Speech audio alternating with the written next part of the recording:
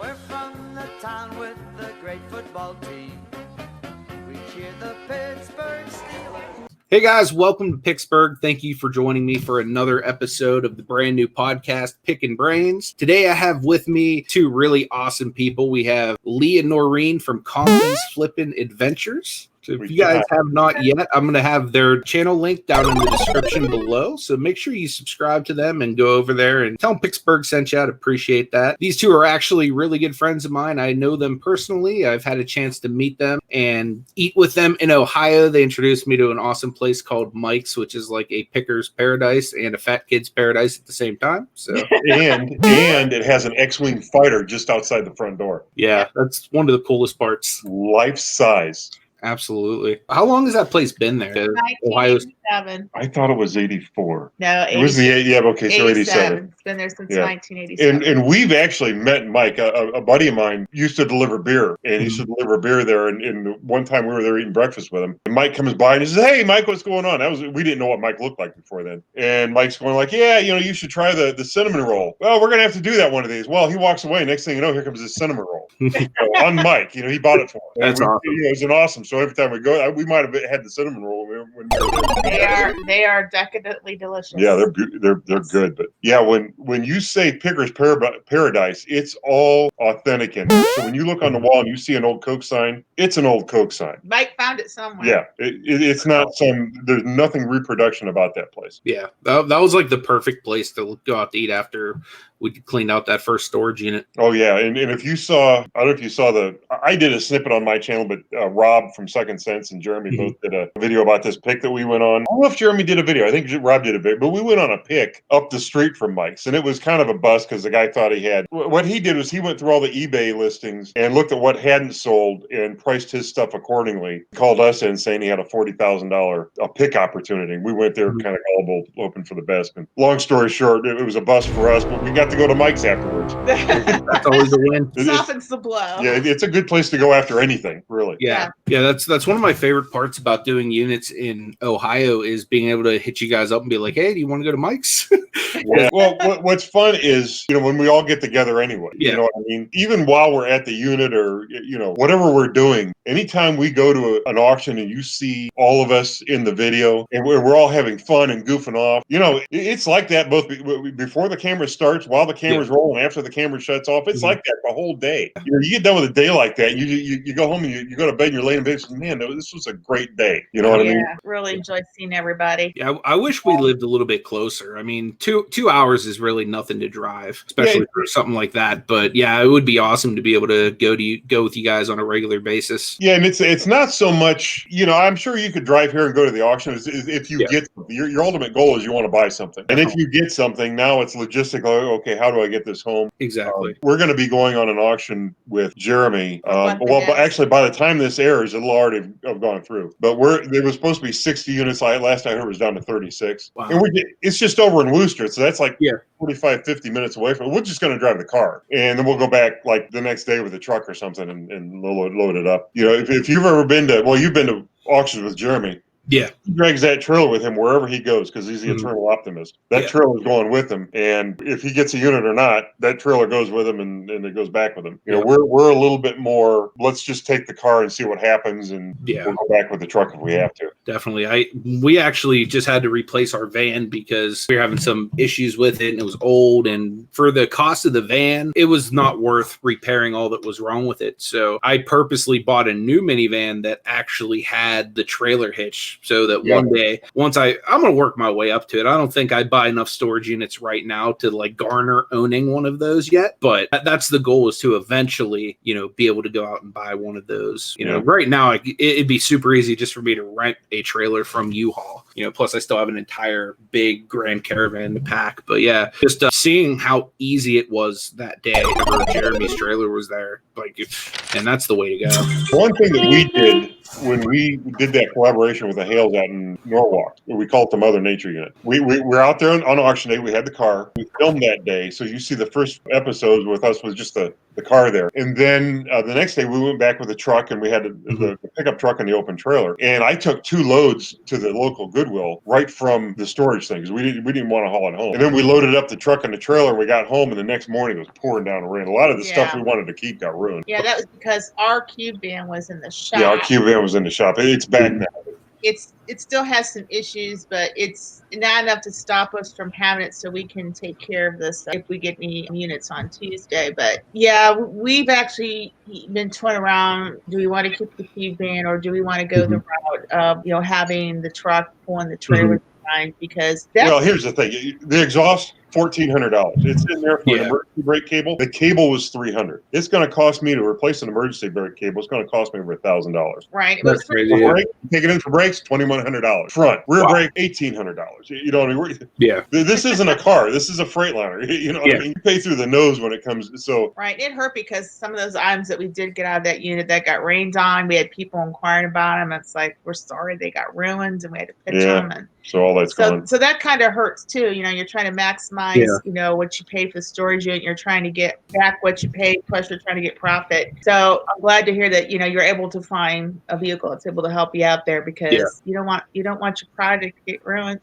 Well, here's another thing that we found after doing the Mother Nature unit. For example, when we were going through the unit, we found false teeth. Like, oh, who wants false teeth? We threw them away. Well, we found out when we released the video who wants false teeth. They're very, very expensive on eBay. We didn't even think $200 to $300 for a set. Now we don't throw away anything until we release the video. We let the viewers tell us what's worth, unless certain things we already know. Yeah. You know what I mean? Garbage. Like when I find Hot Wheels, it's Hot Wheels. You know what I mean? Oh yeah, definitely. Garbage is garbage, but we keep everything else, and we let the viewers tell us. And okay, well, we'll take that and put it on an eBay or an eBay auction, a YouTube auction. We'll sell direct to somebody who emails or whatever. You know what I mean? Right. We learned there too.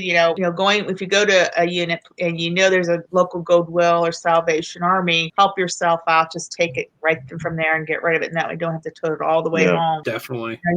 Let's face it, all of us are probably going to 1.5 hours away from our home and have to haul that stuff back and forth if you don't have to. That really helps. Yeah, definitely. We learned a lot with that one. I was lucky because my very first storage unit, I had you guys there. I had Jeremy and George there. You know what I mean? Like everybody that does storage units well, Rob was there to kind of walk me through it. So I didn't have a whole lot of exactly. I didn't have a whole lot of the big mistakes or you know what I mean, like doing things the wrong way or anything like that. So well, but look at the false teeth. Jeremy and George were right around the corner. That's true. They pulled false teeth out and they set it on the fender of the trailer. Yeah, I could have seen that and thought, well, maybe there's something with these false teeth. No, we unpack them out of there, garbage. So I'm not the sharpest tack in the drawer. Sometimes I need to get hit over the head a few times before I learn. That's why I used to wrestle professionally. I got all the headshots in, and I'm good to go now. Yeah, you're the smartest guy in the room now. After all that, absolutely. So let me ask you this: How did you guys meet? How long have you been together? Wow, we've been together since August 26, 1984, and we met through my girlfriend from high school, who happened to be his cousin. Okay, so and it's a cute story. I'll finish the story. My best friend as a kid, his name's Rod Taylor. Her friend as a kid is Julie Finney at the time, and that's my cousin. Okay, I used to date these. How should I put it? Really, really cute, mean, crazy bimbos. Okay, in high school, and I used to, after a few girlfriends, I'd call my cousin, and I just want to talk to a friendly female voice and have them tell me it's okay. You know what I mean? And she got tired of me calling her.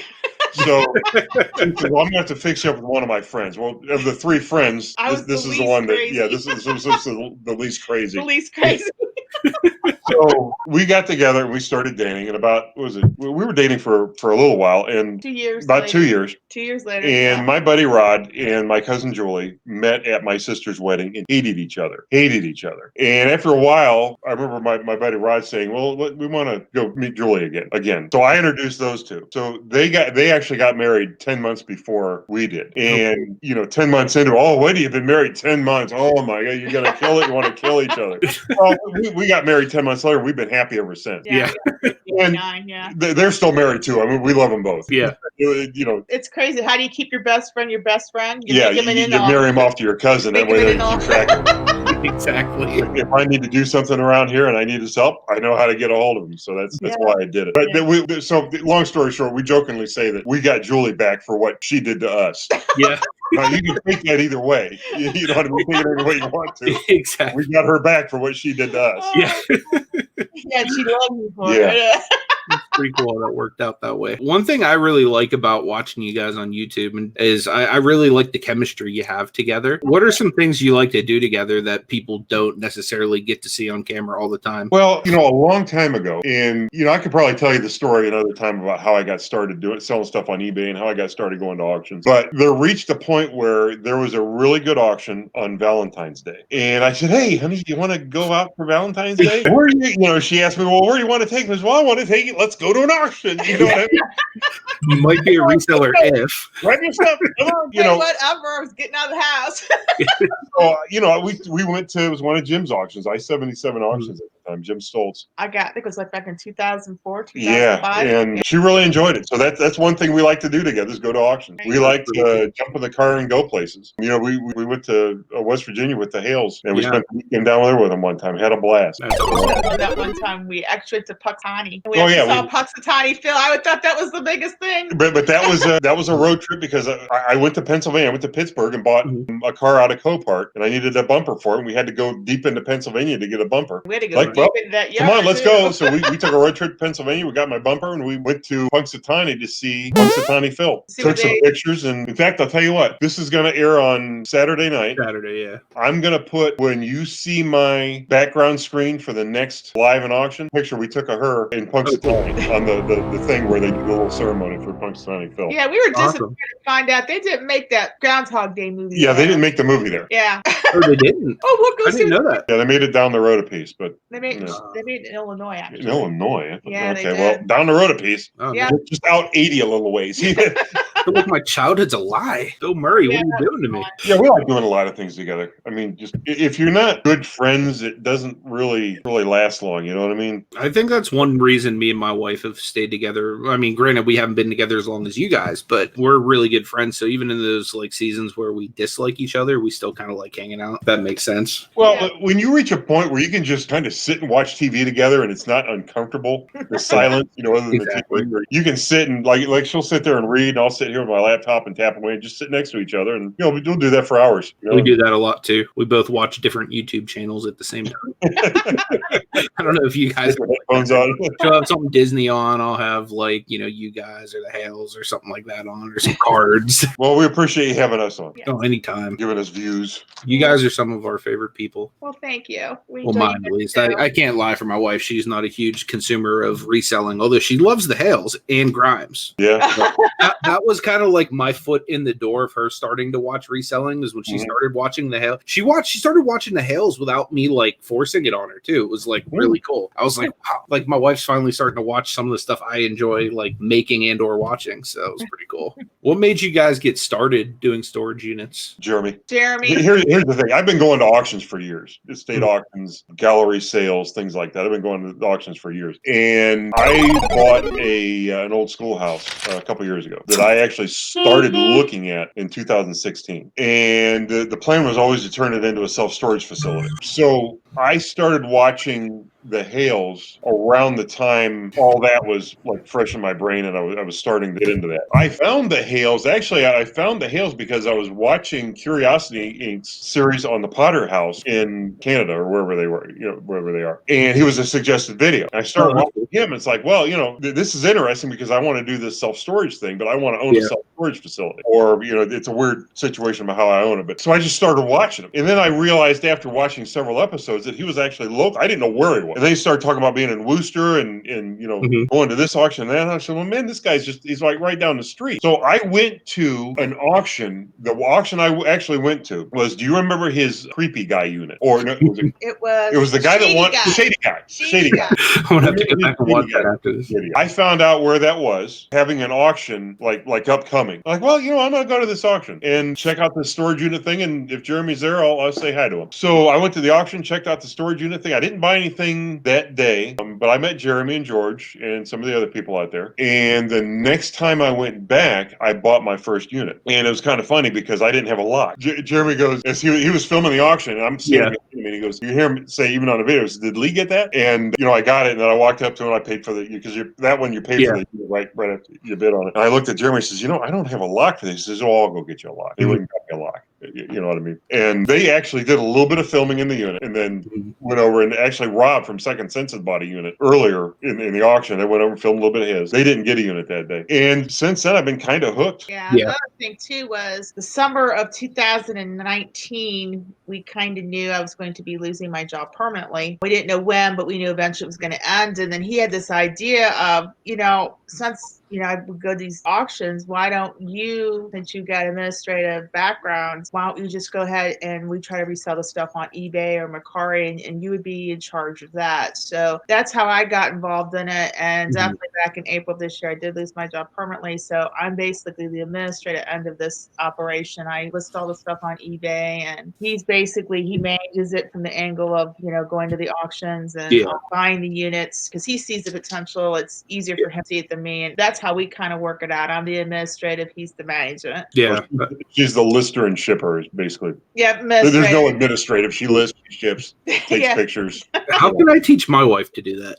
I'm still teaching her. A little bit day to day. It took me a long time to learn. And the part of it is like attitude. Like I run another business where I go out and I work on exercise equipment. And my attitude with that business is if you don't want to pay my prices, I'm not going to service your equipment. You know what I mean? Yeah. And there's a philosophy in business where you've heard it, you don't want to leave money on the table. Well, there's a process by which if you have 100 customers and you have like the top, like 3% of those customers where you make your most money and the rest of them are, kind of like make up the rest of it. You take your top 3% and you protect them. So you don't make any changes there. You take all the rest of them and you raise their prices by 20%. What's going to happen is 80% of the rest of them aren't going to say a word. They're just going to pay the higher prices. The rest of them, the 20% of the rest of them, they say, I'm not paying that. They're going to go somewhere else. Well, the 80% that are going to pay the higher prices, they more than make up for the 20% that go away. Yeah, I can imagine. So translate that into selling on eBay and reselling. And if you're selling a bunch of $10 items, start selling $20 items. If you're selling $20 items, start selling $40 items. If you're selling $40, start selling $100 items. You know what I mean? You're going to raise your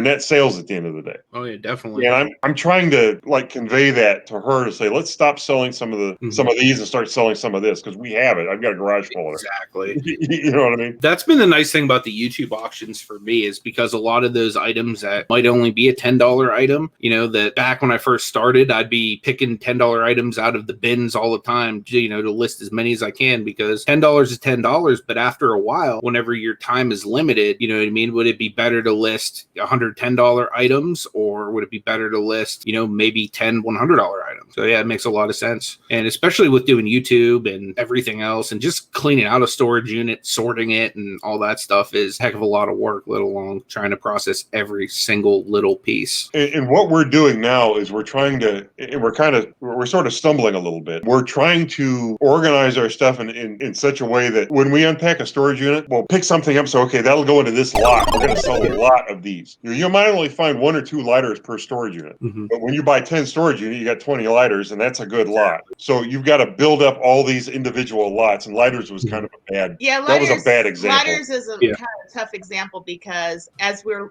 learning, as I'm getting more into the shipping end of it and doing more of the shipping end of it, you gotta watch the items that you ship. And lighters contain butane fluid, even if they don't have it, and if they do have it, shipping internationally is a no-go, and shipping within the United States, you gotta go through some hoops. But you gotta always send it ground because it can't go air because of flammability. Right. Yeah, that's one thing I'm learning too. Is So we'll probably not sell lighters on YouTube auctions anymore. No.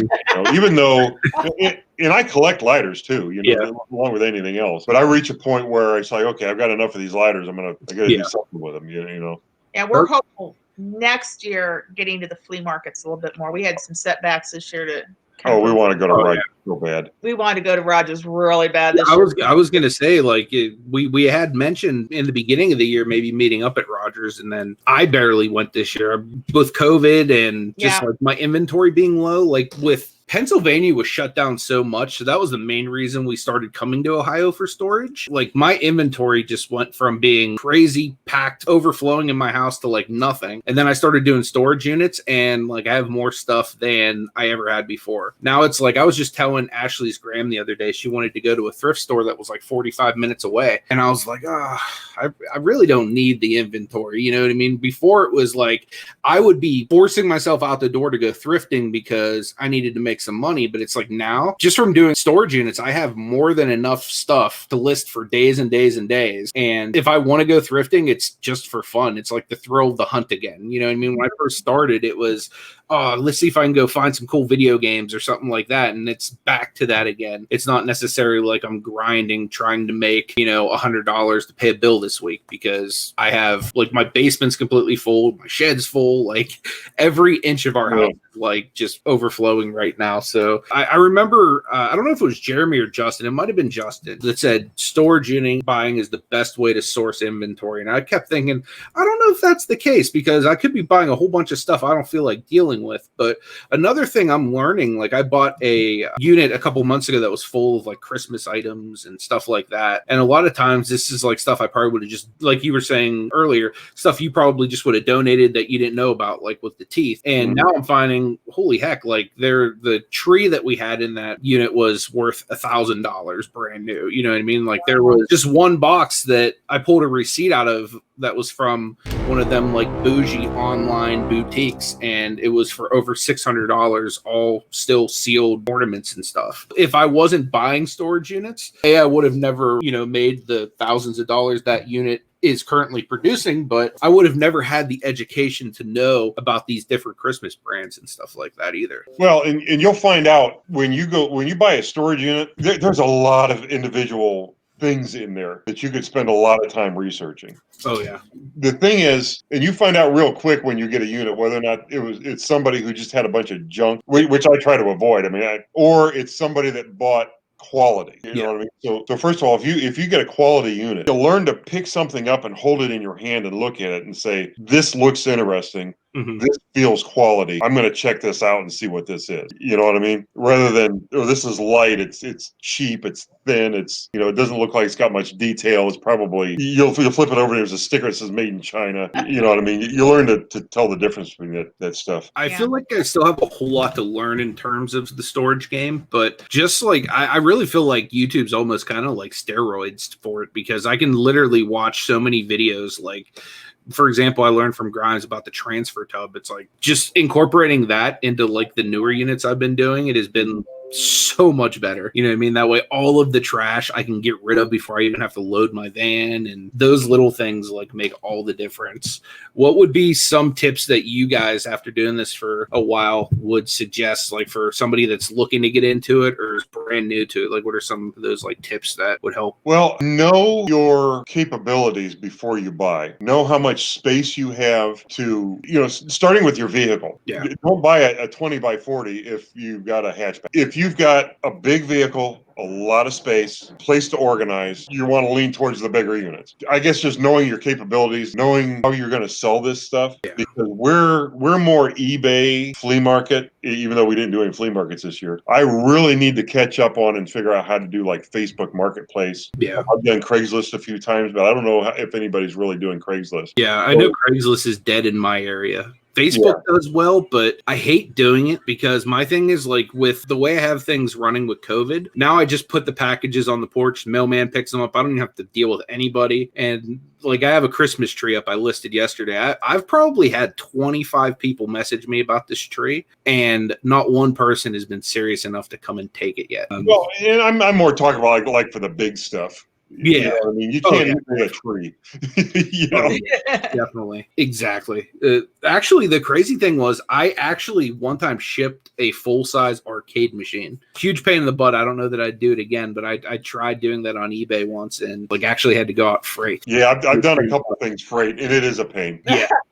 Definitely. I sold a car door, shipped it freight. I sold a pedal car, which was kind of neat. I bought a pedal car. This is a fun little story if you've got time. Yeah, definitely. I bought a pedal car at an estate sale, and it was a State Farm pedal truck. Oh, nice. They only made, I think I'm just going to throw out a number because I don't even know anymore. This was years ago. Let's say they made 100 of them, and that's about right. They made like 100 of these, and they never sold them. They gave them to their top 100 performing State Farm agents. My agent didn't even know they existed. So we went to this auction, and we all parked along the street, and we just parked all over the place because there's no room in the driveway. And they started auctioning things off, and the sheriff came and said, everybody that's parked on the street here, on this side of the street, and on here and this, you've got to move or we're going to tow you. Everybody walked away. I walked up to the auctioneer and I said, see that pedal car right there? I said, I want it. I got to go. I got this thing for next to nothing. That's awesome. Tucked it under my arm, ran to the car, threw it in the car. Well, I mean, I paid.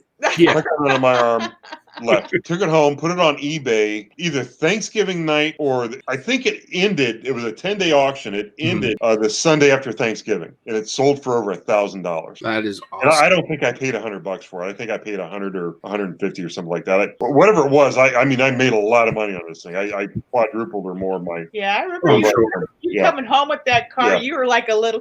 Yeah.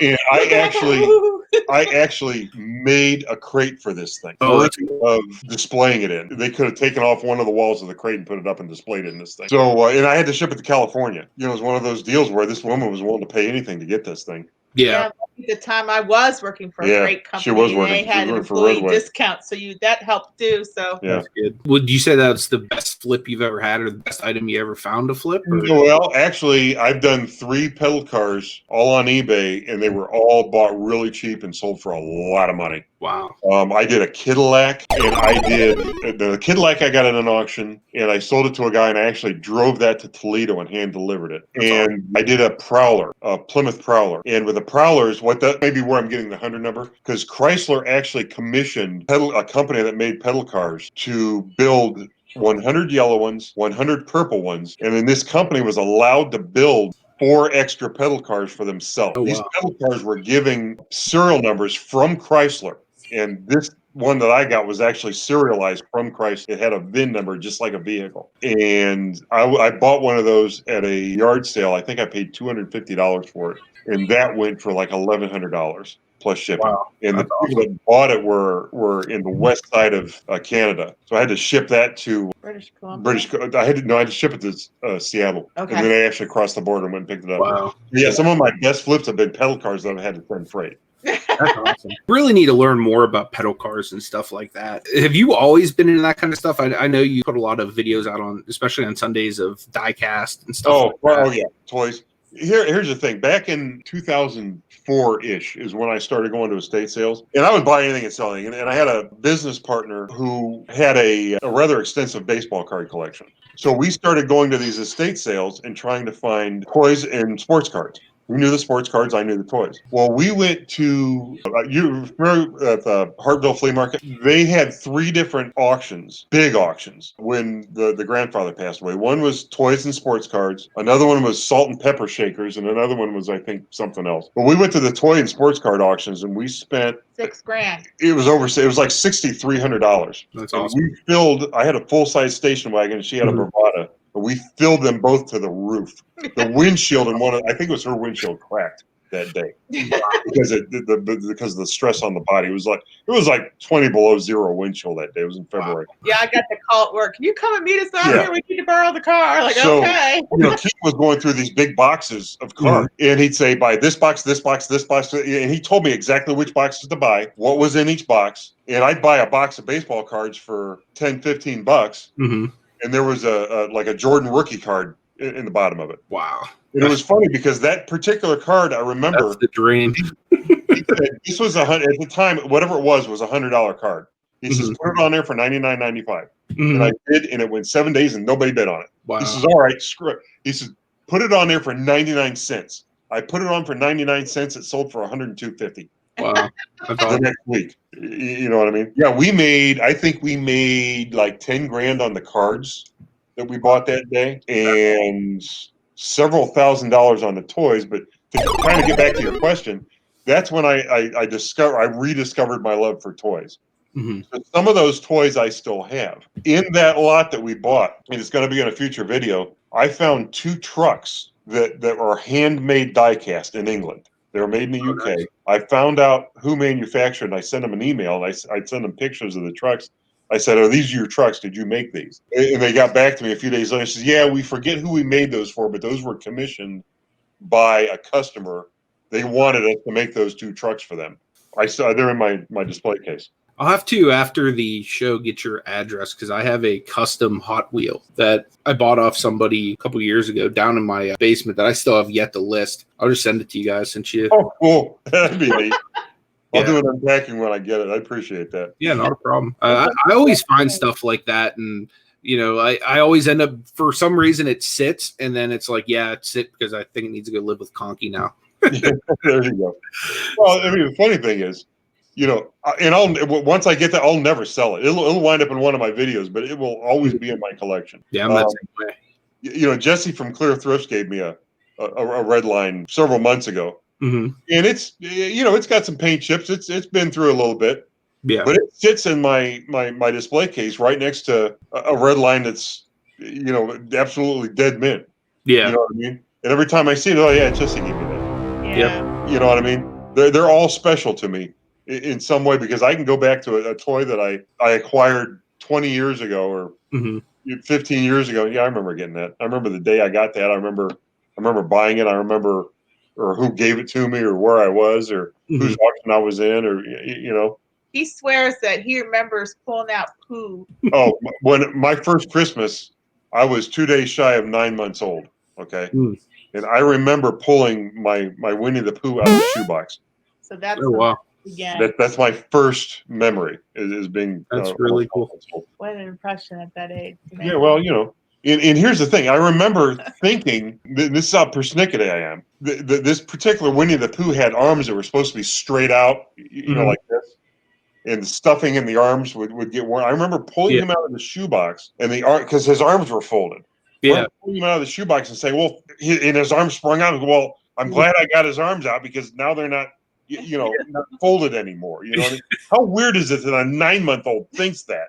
Yeah. I remember whether I thought it at the time or I added that later to the memory. That's a part of that memory now for me. Yeah. You know what I mean? It's just weird. That's pretty cool, though, that you'd even remember that. I can't even tell you my earliest memory, but it's definitely like way beyond that. Well, and I couldn't tell you a thing that happened to me before, 2 seconds before that or 2 seconds after, up until the time I was like 6 or something. You know what I mean? Yeah. Do you still collect anything Winnie the Pooh, or you still like Pooh at all? I still have my Pooh and Eeyore somewhere packed away.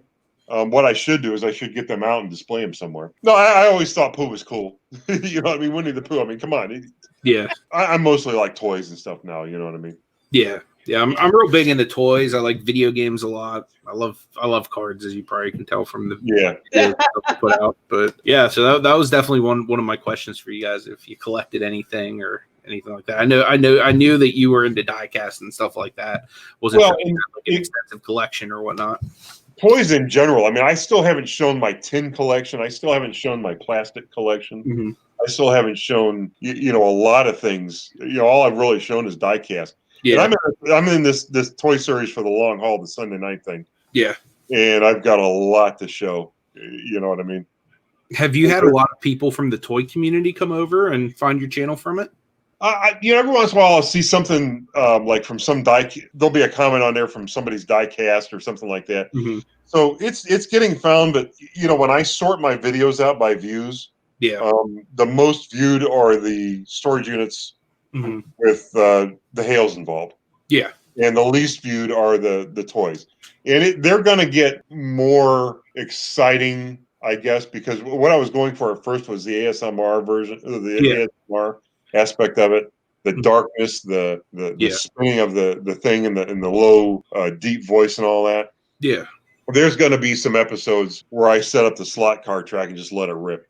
Nice. There's going to be some episodes where I take my 50-year-old Japanese tin toys and put batteries in them for the first time in years and put them on a hardwood floor and just let them go. That'd be really cool.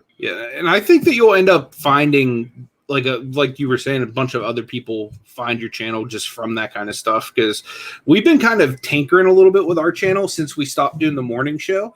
And I've been trying to incorporate more of what my wife likes. It's not just like my channel. So I've been incorporating a lot of like the stores and stuff she likes to go to and stuff like that. And every once in a while I'll find new people trickling in like, oh, it's really cool that you go to this store. I watch these videos all the time. And it's like, had I, not tried to do something a little bit different, maybe that person would have never found my channel. And now those same type of people, I see them commenting on, different reselling videos, like if I'm going to Goodwill or something like that. So it's kind of cool.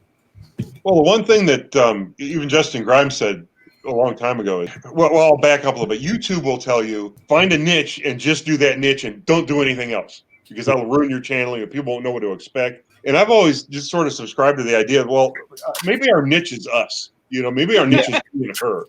In the storage auctions and the toys and everything we do is like accessory to that.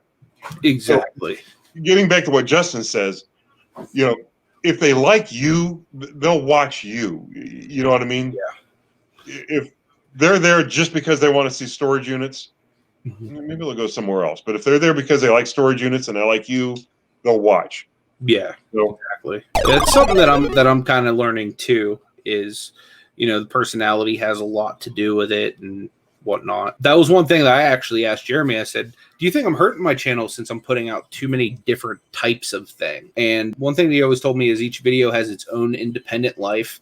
And the really weird thing is the best video performance-wise that my channel has ever done is one of the very worst videos I've ever put out. It's made me, not that I make a lot of money on YouTube, but it's made me like double the amount this month as any other video I've put out.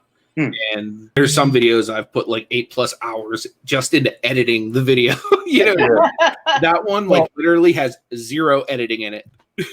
Well, you want to know 2 smartwatches. I'll tell you this too. Same thing with what you just said. When we went on the last public storage run, we bought a unit in Parma, and I have 3 videos on that, and we paid $170 for the unit. And I had a lot of expectations out of it because there's a lot of cool stuff in there. Yeah. But the next day we went to Akron, and I bought a unit for $1. Okay. And the only reason I bought it is because there was something in there that I thought looked like an RC truck, and it turned out not to be an RC truck. And we really quick went back. You want to film it? Yeah, let's film it. Jeremy, can you hold the camera? We'll just go through this stuff real quick. So Jeremy did the camera work, and me and Noreen went through it, and it was only like it was a 5x5. There was hardly anything in it. It produced one video that was maybe 13 minutes, and that video blew away the other 3 combined as far as watch time and all that. It's I don't know how YouTube is that way. You know what I mean? Because like that was a video I put out that I was literally not even trying to get traction on. I was under 100 subscribers at the time too, and somehow to this day that's still probably 7 times more viewed than any other video on my channel. It's insane. Wow. What got you guys into doing YouTube? Oh, Jeremy. Yeah.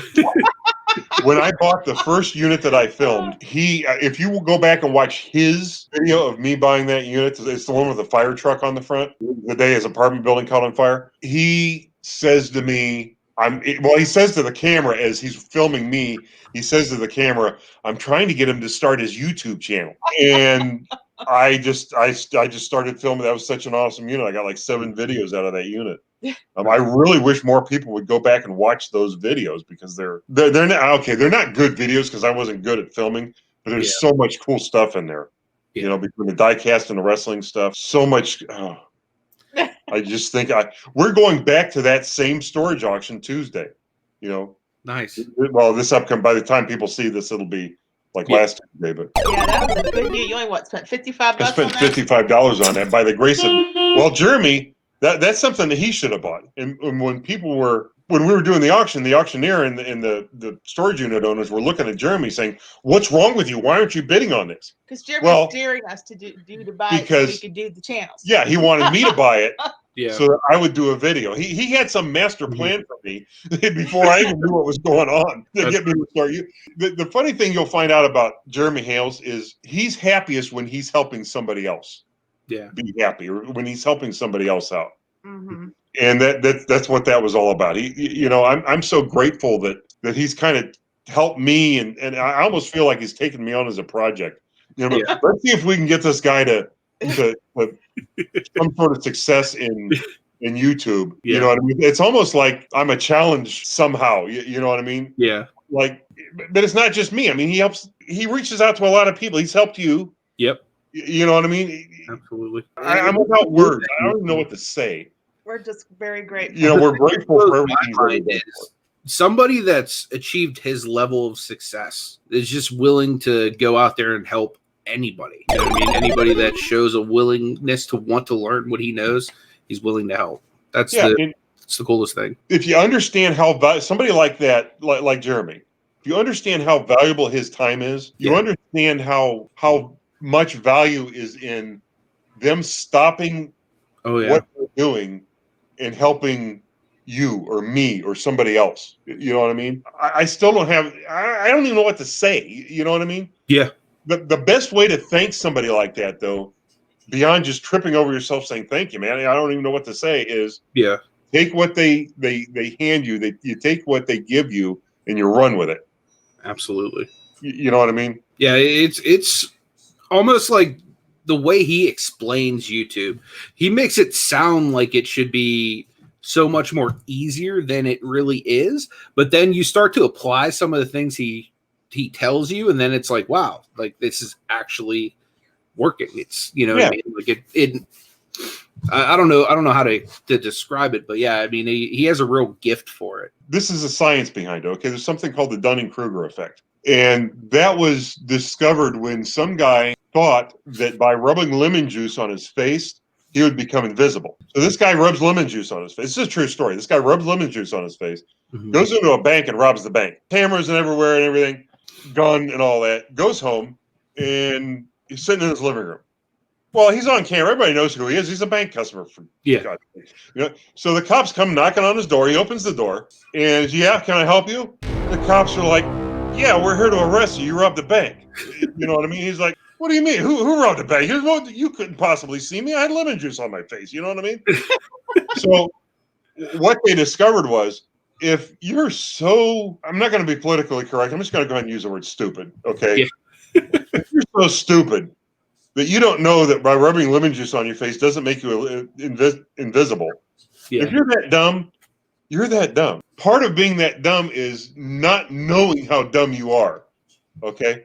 But then the flip side of that is, if you're learning something, as you're learning, you don't know where you are in the scale of, do I not know anything about it or do I know everything about it? Well, what winds up happening is really gifted people wind up learning everything about something, but what makes them gifted, what keeps them successful is they don't think they know everything. So they keep wanting to learn more, and they keep they keep pushing, they keep saying, I'm at the bottom, I got to make it to the top, even though they are at the top. They keep saying, I'm at the bottom, I don't know enough. And they keep wanting to learn. That's the other side of the coin. Yeah, definitely. So that's kind of the science behind it. When you see somebody that's really successful, that's why. Yeah, and the other part of it is just the willingness to put in the work too. I observe people. That's just something that I've always done. And one thing I notice, and I actually started doing it because I saw Jeremy do it, is he shares his videos out in Facebook groups. So I started doing that. Another thing I notice is he does a lot of like the little memes and stuff like that, you know, in his community feed and stuff like that. And then I know you guys do a lot of those memes and stuff. Well, we do. Yeah. You've got to come up with something cute every day. And he's really good at that. And I'm working on it. But have you noticed that make a difference, like as far as like anything like with the channel? Well, it connects you with if I'm not going to put out a video every day, I put out something like that every day, even though I'm not doing that. Yeah. It at least gives your viewers that want to connect with you something in their feed. Oh, Conky put out something I'm going to look at. Oh, that's cute. You know what I mean? And give them a chance to leave a comment, gives you a chance to interact with them and at least give it a thumbs up or a heart or respond to their comment or whatever, whatever you do. Yeah. It gives you a chance to do that and interact with the audience. Yeah, I was meaning to pick your brain about that because, once I saw him do it and I saw you guys do it, I'm thinking there has to be something to that. And well, here's something new. Now, Jeremy does stories, which is a 15-second clip. Yeah. Now they have what's called shorts. You hashtag shorts, and it's you hold your device like this instead of like this. Yeah. And you keep it under a minute, and it gets pushed with the other shorts. Okay. So I did that with when I was at his warehouse auction. I did a little short of him standing on the ladder, kind of playing the guitar, and Rob. Yeah, I saw that. That was cool. And that's got like 3,000 views. That's awesome. I'm gonna have to give that a shot. And there's like a little subscribe thing in there where they can subscribe. Yeah, that's awesome. Have you noticed? Does it affect your video in a day if you were to do, like, say, a regular release and then a short, or would you suggest maybe if you're going to do a short, don't release a regular video that day? Like, I would say do it independently. Do a short and a video. Okay. You know what I mean? I would do 3 or 4 shorts a day if I could come up with ways to do it. The only thing, the question is, does it hurt your average view duration? Yeah, that's now you've got 3,000 views, but they're only watching for a minute. What's going on? Yeah, I really wish YouTube had an analytic instead of just looking at your view duration. What percentage of your video did they watch? Well, if you've got a 3-hour video and they watched an hour, they watched a third of it. Yeah, that raises your average view duration. But if you've got a short, which is what they're pushing, what they want to do, and they watch a minute of it, that shouldn't hurt you. That should be another analytic that comes up and say, hey, they watched the whole thing, so that's good. You know what I mean? But we're going to push this because people are watching the whole thing. We're not going to hide it because they're only watching a minute of it, even though it's only a minute long. So in order to release it, does it have to say hashtag short in the title? It's smart to put hashtag short in the title. Otherwise, it doesn't necessarily get pushed with a short. Put hashtag short in your title. Put hashtag short in your description. Okay. And that will give it the best chances, from what I understand, that will give it the best chances of being pushed as a short in with all the other shorts and stories. Gotcha. Okay. And when you tag it in your description, you put it down at the bottom so you get like the 3. Yeah, I'll put it in the tags, in the description, and in the title. Okay. Yeah, I'm gonna definitely give that a try this week. The funny thing is, I didn't know if you had to be a certain like number of subscribers to be able to do that or not, because I have a bunch of little clips that just never made it into a video of like funny things that me and Ashley do all the time. Yeah. And I'm always thinking, man, I wish I had the ability to do those little clips like Jeremy and George do, because these clips that are cool that I just keep saving in my phone because I don't want to delete them because they could be funny to use in the future, but just make no sense going in any of my videos. Like, I think that'd be cool. I'm going to start trying to incorporate that a little bit. Well, just make sure that it's this orientation, up and down. Portrait. Gotcha, yeah. Okay, so yeah, I probably would have to start over then because most of them are the other way. No, just maybe transfer them to your desktop or something and edit them into that format. Gotcha. I think you can do that. Gotcha. Now, when I got my 360 camera, I had to get yet another editor to edit the 360 video. That's a whole other can of worms to try to do. Imagine. Is there anything you guys want to promote? If you watch this, I want you, the viewers, to just check out my videos. Go watch my toy videos. I promise they're going to get more interesting. Watch. Like, subscribe, thumbs up for everybody, for Picksburgh, for us, for everybody that has Picksburgh has on Pickin Brains. It really helps out our channels when you watch the whole thing, and it helps us to, it encourages us to make more videos, and there is the support that we get financially for the support that we get. We really appreciate the support. Definitely. As it translates into that, because it just helps us out. Nothing we appreciate more than your time that you spend, which is appreciated in watching these videos, all of our videos. That's the best feeling too, when because a lot of people don't know the labor of love that goes behind creating content. When somebody finds it valuable and like it's a good part of their day to actually sit down and watch what you're doing, for me at least, that makes it all worth it. Here's one thing I learned by doing videos is, even before I met Jeremy and George and all you guys, watching a 20-minute video for me, it was like, oh, I just watched a 20-minute video, big deal. What did it take you, like 20 minutes to put it together? No. You know, now I really have an appreciation for what it takes. Oh, Yeah. Absolutely. Well, again, guys, thank you so much for joining me today. And if you haven't already, guys, please make sure you go over to Conky's Flippin' Adventures and you subscribe to them, hit that bell notification, and tell them Picksburgh sent you. I would definitely appreciate it. Thanks for having us. Thanks again, Anthony. Anytime. Go Browns! Brown.